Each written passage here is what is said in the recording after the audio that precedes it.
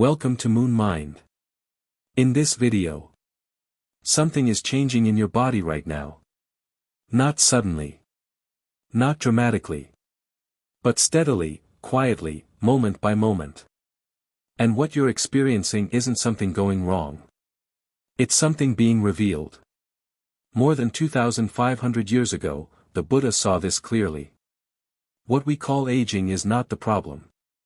The suffering comes from how the mind meets it. Tonight, you'll explore 7 deeply rooted Buddhist teachings, practical, lived insights that transform how you experience growing older. This isn't abstract philosophy. These are ways of seeing that shift your relationship with every sensation, every change, every sign your body gives you. The teaching is simple, but not easy.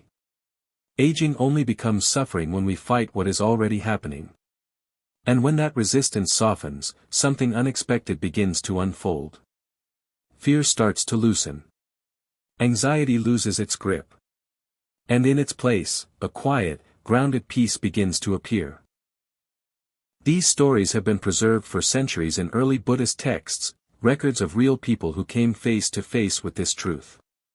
An older couple discovering that the mind doesn't have to age with the body. A woman whose beauty faded, only to uncover something far deeper and more lasting. A father and daughter who met death with such clarity that even their final moments became teachings for others. By the end of this journey, your body may be exactly the same.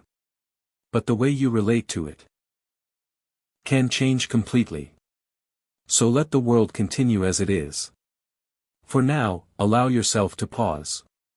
Let your body rest. Let your breath settle. There's nothing you need to solve in this moment. For the next few hours, we'll simply look together, gently, at what the Buddha discovered about aging with wisdom instead of fear. In a quiet village near a bustling city, there lived an elderly couple who had spent most of their lives walking the path of the Buddha's teachings. Their names were Naculapita and Naculamita. They had practiced for years, listening, reflecting, living carefully. But even a lifetime of devotion doesn't automatically free the mind from struggle. Naculapita had reached a stage where his body was no longer silent. Each morning, his joints resisted movement. His back stiffened if he sat too long. Tasks that once felt effortless now required effort, planning, and rest. Some days were manageable. Others were heavy. But what weighed on him most was not the physical discomfort itself. It was everything that followed it. Each limitation carried a thought. Each thought carried a fear. When he couldn't lift what he once could, a quiet worry appeared: am I becoming a burden? When illness kept him in bed, what if I don't recover? And when he looked at his wife, another fear arose: what will happen to her if I'm gone? Underneath all of this, was something deeper. A sense that he was slowly losing himself. As if, piece by piece, what he had always called me was slipping away. Naculamita was also aging. Her body had changed. She felt the same aches, the same slowing, the same reality of time. But something about her presence was different. She moved through her days with a quiet steadiness. Not denial. Not resignation. Something more like acceptance, but alive, not passive. There was a softness in how she met each moment.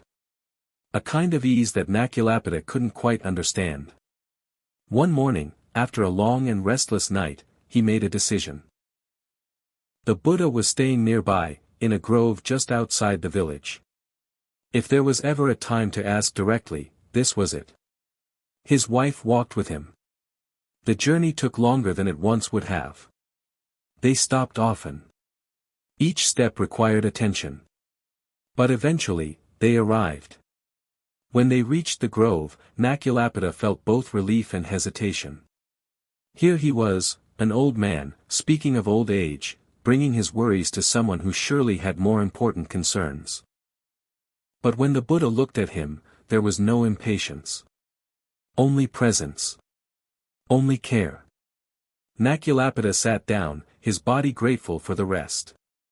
For a moment, he struggled to find the right words. Then, without planning, they came. Teacher. I am old now. My body is worn, fragile. Illness visits often. I don't know how much time I have left. He paused, then continued more quietly. I am not only afraid of death.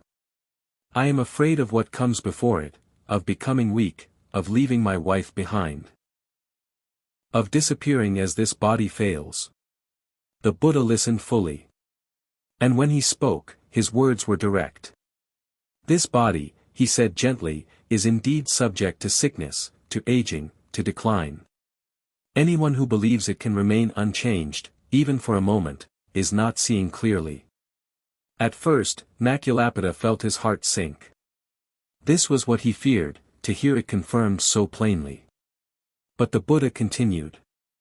Even though the body is affected in this way, you can train the mind so that it is not troubled by it. Something shifted. The body will age. This cannot be stopped. The body will feel pain. This cannot always be avoided. But suffering is something different. And suffering is not inevitable. Naculapita leaned forward. His wife, sitting quietly beside him, nodded gently, as if she already recognized what was being said. The Buddha asked him. When your knee aches, is that ache your mind, or your knee? My knee, Naculapita replied. And when your back feels stiff, is that stiffness your awareness, or your body? My body, teacher. And when pain appears, are you the pain, or are you aware of it? Naculapita hesitated. I feel the pain, but I also know that I am aware of it. The Buddha smiled. This is where understanding begins. He continued. The body experiences its conditions, pain, aging, weakness. The mind knows these experiences. But the awareness that knows pain, is not itself in pain. The awareness that sees change, is not itself changing. For a long moment, everything became very still. The trees. The air. Even the distant sounds seemed to soften. Naculapita felt something begin to loosen inside him. A question he had never considered began to open. If the body is changing, and I am aware of that change, then what exactly am I? The Buddha spoke again. All your life, you have identified yourself with this body. When it was strong, you thought, I am strong. When it was healthy, I am well. Now that it weakens, the mind says, I am failing. But what if this is based on a misunderstanding? Naculapita listened closely. The Buddha continued. The body you had as a child is not the body you have now. It has changed completely, many times over. Yet something has been present through all those changes. Something has been aware. Is that awareness aging in the same way? Naculapita didn't answer immediately. Instead, he looked inward, directly, honestly. Sensations came and went. Thoughts appeared and faded. Feelings shifted. Everything he could observe, was changing. But the awareness itself, quietly knowing all of this, remained steady. If nothing in your experience is fixed, the Buddha said gently. Then what is it that you are afraid of losing? The question didn't demand an answer. It opened something. The fear that had felt so solid, began to look different. Less like a truth. More like a habit.